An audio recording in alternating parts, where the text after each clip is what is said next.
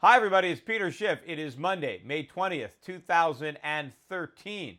It's been a couple of weeks since my last video blog, and a lot's been going on, including a string of new record highs for the Dow Jones. We hit another record high intraday today, but we closed slightly lower, but still well above 15,000. But the Dow has managed these new records despite the fact that all the economic data, or just about all the data, has been negative during that time period. What's interesting is whenever the media reports the negative data, they always preface the announcement by using words like weaker than expected, lower than expected, because everybody is expecting a recovery. After all, the stock market is up, so it must be because there's a recovery, or the real estate market is up, so there must be a recovery. Don't confuse rising asset prices with a real recovery. Asset prices are rising because the Fed is artificially stimulating the economy, and as long as the Fed is artificially stimulating, we will never have a legitimate recovery. Stocks and real estate prices are rising for the wrong reasons. They're rising for the same reasons they were rising in 2004, 2005, 2006, and we all know how that movie ended. Well, this movie is going to have an even worse ending because it's basically the same movie, only we're making the same mistakes on a grander scale. And it's amazing for me to watch it as all the people that were so clueless back in 04, 05, and 06 who said that nobody could have seen this coming in the aftermath of the crisis in 2008, 2009. These are the same guys that are oblivious today. And people like me who did see it coming, we're the ones that are warning about the next crisis, and our warnings are being received with the same reaction as they were the last time around. You would have thought that people might have learned something by now. But, despite all the evidence that the economic recovery is just a story, it's wishful thinking at best, and maybe more like propaganda, the market continues to march on. In fact, the U.S. dollar gained some strength, particularly last week, although it surrendered some of that today. The dollar index now back below 84. A lot of people are talking about the strong dollar. The dollar is not strong. The dollar is still weak. It is not as weak as it was. It has recovered a little bit from its lows, but you have to look at the source of this alleged strength.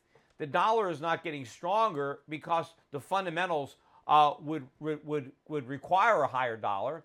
It's the opposite. You've got foreign central banks that are deliberately undermining their own currencies to prop the weak dollar up. You've got foreign central banks actively intervening, selling their currencies. That's happened over the last couple of weeks to prop up the dollar. You've had central banks come out and cut interest rates for the specific purpose of weakening their currency. Not because their economies need it, but because they think their currencies are too strong, and they think that somehow a strong currency is going to jeopardize their recoveries, and so they're cutting interest rates to weaken their currencies and artificially strengthen the dollar. So the fact that the dollar is on life support shows that it's not really strong. The question is, how much longer will the rally last? I don't think it's going to go on for much longer because, again, the fundamentals don't support it. Meantime, these countries that are creating inflation deliberately, their consumers are going to pay for it when they go and buy stuff, particularly if you look at the oil market. Oil prices have been rising, but if you look at oil in terms of Japanese yen, or maybe now in terms of the Australian dollar, which weakened last week, you'll see big spikes. In fact, oil prices are breaking out in these other countries. The price has been much stronger than it has been in the U.S. Now, the price is moving up in the U.S. as well, and I expect the prices to move much higher. But if you look at the bigger moves that have taken place in these other countries, foreigners are now going to have to pay a lot more for gasoline than they otherwise would have if their governments had not weakened their currencies. The beneficiary temporarily are Americans because oil prices are rising more slowly in the United States because of this, but they are still rising.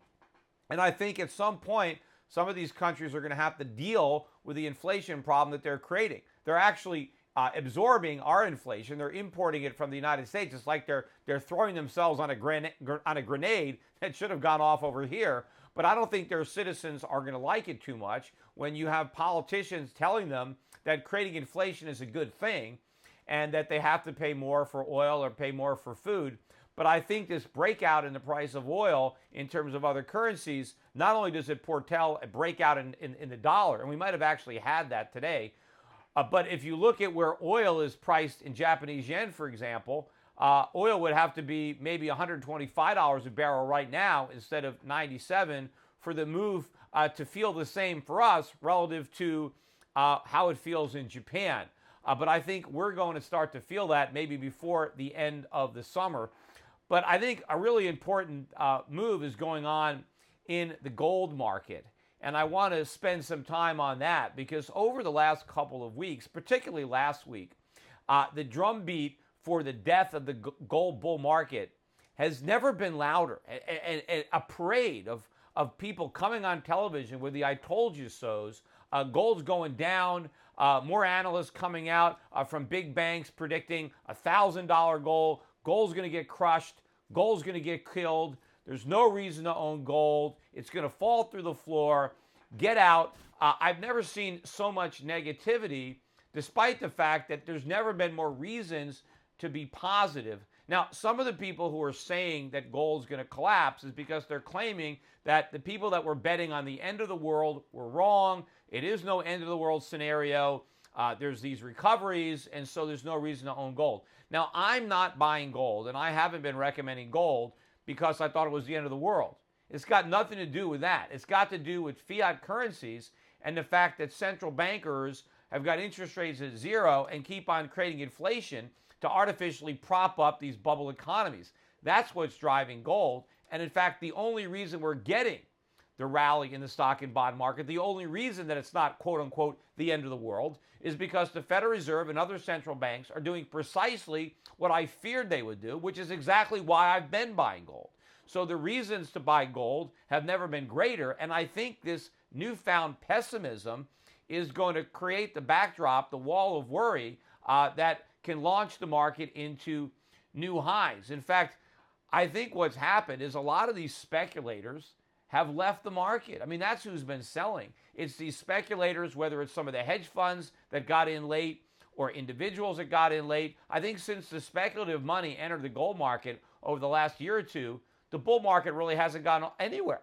But now that we're getting rid of all that excess weight, that excess baggage, I think we have a clear ride to new highs in the market. In fact, we may have put in the lows here again today or retested them, at least in gold, because that's what we did. We finally, the market dropped big on that one Monday. And then we had a pretty big bounce. Gold recovered about 50% of what it lost. And it almost retouched the lows this morning before a big reversal. If you look at the gold ETF GLD, it closed up at the high of the day, up the equivalent of $40 an ounce for the price of gold. Silver had an even more impressive reversal because silver did make a new low. In fact, overnight, early last night, even before the Australian market opened up, silver was off better than $10. I mean, somebody sold a lot of silver and didn't really care what price they got, but it turned around, and by the close here in New York, the ETF SLV was up almost 90 cents. So we made a new low, but then we closed very positive on the day. That's a successful retest of that low. The same thing happened with the gold stocks. The Huey index made a new low for this move. It took out yesterday's low and then closed well above yesterday's high for a outside reversal day. So it looks very suspicious or potential that we did have a successful test of the bottom. And what's interesting to me is the whole time that the gold market was recovering, gold stock prices were not recovering because nobody believed the recovery. Everybody, all the investors were convinced that the bull market was over, and even though the price of gold was bouncing, they weren't buying the gold stocks. So again, I think this is a great negative sentiment indicator. Meanwhile, I read a story out of India that physical gold demand was such a record, it was up like 120 or 130% last month, that now they're considering putting controls on how much gold the Indians can import. We know that imports from China through Hong Kong hit a record high. So we've had a big increase in physical demand for gold. as you've had a lot of the speculators selling. But here is the question. Once we flush out all of the speculators, once the hot money is out of the market and all the shorts have their positions on, who is going to supply the gold as the fundamental buyers continue to buy up gold in the market? I think that when, the supply is going to go away, there's not going to be any more sellers. All the speculators will be gone, and you'll still have shorts that need to cover. So as the continuous buying, as buying continues, it will overwhelm the ability of the market to supply that gold. And I think the price of gold will rise as quickly as it fell for that reason. Now, there's no guarantees that the lows are in. I'm not saying that, I'm 100% certain that we've seen the lows either in gold or in gold stocks. But I think the technical action today is a very strong indication that that is the case. And even if we do retest these lows for a third time, or if we pull back some of the huge gains that we had today, I think, to me, it looks like a great buying opportunity. Maybe it is the lows. We won't know for sure until we look back at it. But I think that the speculators who have sold gold during this time period, or silver, they're not going to be back in the market for a while. I think this decline has scared out a lot of people, but they will be back. I'm convinced they'll be back, but at much, much higher prices. In the meantime, I think we're going to continue to get more news that the economy is rolling back over into recession. It doesn't matter that the stock market is up. I mean, why is the stock market going up? Because corporations are buying back shares. They're accessing the bond market. They get cheap money from the Fed, and they use that money to buy back their own stock. They're not investing in new plant and equipment. The companies aren't really becoming more profitable. They're just levering up their balance sheets because of all this cheap money. Now, eventually the Fed is going to have to take the cheap money away, and the stock market's going to implode, or they're not going to take the cheap money away and the bond market's going to implode. But someone's going to lose a lot of money here. Either people buying stocks are going to lose money when interest rates go up, or people who are buying bonds are going to lose money when interest rates don't go up, but inflation runs rampant because the Fed is afraid to take away the punch bowl. We keep getting more talk coming from these Fed officials about unwinding the balance sheet, about when they're going to taper off the QE. Again, they can talk about doing that all they want, but they can't do it. It is impossible to do it. Remember my analogy, people are saying that the Fed has to perform a delicate trick, that the Fed has to take the tablecloth and it has to yank it out from under the dishes, and it has to not disturb them. Yes, that is a difficult trick. If you pull the tablecloth just so, you can do it. Right? But if you do it wrong, obviously you're going to break the dishes. But that's not the trick that the Fed has to perform. The Fed has to take the table and pull that out from under the cloth and leave the cloth and the dishes suspended in midair. Now that's impossible, because you take the table away and all the dishes are going to smash to the floor. That's what's going to happen if the Fed tries to remove the QE. This phony recovery will come crashing down and everything will be smashed. Now, that doesn't mean they shouldn't do that. That is precisely what the Fed needs to do, but they won't do it. Now, if they did that, yes, we'd have a huge decline. We'd have a huge collapse. It'd be worse than 2008. But unfortunately, that's what we have to suffer through, because the Fed didn't allow the correction to take place 2008, 2009. Instead, we got more artificial stimulus. Instead of letting the bubble fully deflate, we blew more air back into it. So instead of allowing the economy to restructure, we prevented it from restructuring. Now it's more screwed up than ever before. So now, unfortunately, we're going to have a worse recession than 2008, 2009. Of course, we wouldn't have had to have 2008, 2009 had the Fed done the right thing in 2001, 2002. Had we not slashed interest rates to inflate the housing bubble, to stimulate the economy in the aftermath of the bursting of the dot-com bubble and the September 11th crisis, had the Fed not come to the aid of the economy back then, well, then we never would have had a housing bubble. We wouldn't have had the financial crisis, and we wouldn't need to go through this next crisis that's going to be much worse than the last one. You see, all the crises get successively bigger because the stimulus, in order to artificially boost the economy, keeps getting bigger and bigger and bigger. The $64 trillion question is, what is the Fed going to do in the aftermath of this next crisis? Are we going to go all in? Are we going to overdose on stimulus? Is it going to be hyperinflation? Or are we going to take the recession and the big decline in asset prices.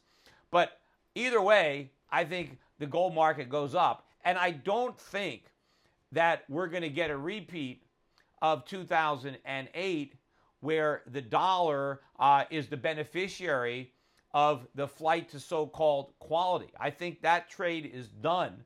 I think the next crisis is all about the world recognizing that the U.S. economy is phony, recognizing the box that the Federal Reserve is in, the box that the dollar is in, and that the next crisis will be a crisis where we flee the dollar, where the dollar is going down, where treasuries are going down.